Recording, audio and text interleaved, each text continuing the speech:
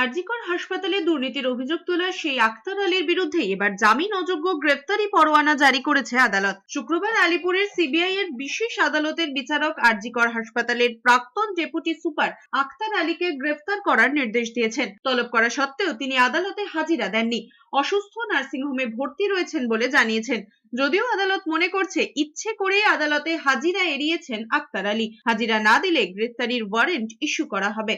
গত বছর ডিসেম্বরে আরজিকর মেডিকেলের দুর্নীতি মামলায় অভিযুক্ত আক্তার আলীর বিরুদ্ধে এভাবেই হুঁশিয়ারি দিয়েছিল আলিপুরের বিশেষ সিবিআই কোর্ট, কিন্তু তারপরেও গড়হাজির ছিলেন তিনি। আরজিকর মেডিকেলের দুর্নীতি মামলায় সিবিআই এর দেওয়া সাপ্লিমেন্টারি চার্জশিটে নাম রয়েছে হাসপাতালেরই প্রাক্তন ডেপুটি সুপার আক্তার আলীর। দুর্নীতির অভিযোগ তোলা আক্তার আলীকে গত বছর নভেম্বরে দুর্নীতির অভিযোগে সাসপেন্ড করা হয়েছিল। তার বিরুদ্ধে সরঞ্জাম পাইয়ে দেওয়ার বদলে টাকা নেওয়ার অভিযোগ ওঠে, কিন্তু ইস্তফা গ্রহণ না করে আক্তার আলীকে সাসপেন্ড করে স্বাস্থ্য দপ্তর। তিনি আরজিকরের প্রাক্তন অধ্যক্ষ সন্দীপ ঘোষের বিরুদ্ধে প্রথম দুর্নীতির অভিযোগ তুলেছিলেন। ভর্তি আছি আর আমার রিপোর্টও পুরানো আছে, আমার কোমরে প্রবলেম আছে, আমার চোট লেগেছে, আমার L5 L4 মানে ডাক্তার আমাকে কালকে অপারেশন করতে বলছিলেন। আমি সিরিয়াসলি অসুস্থ আছি।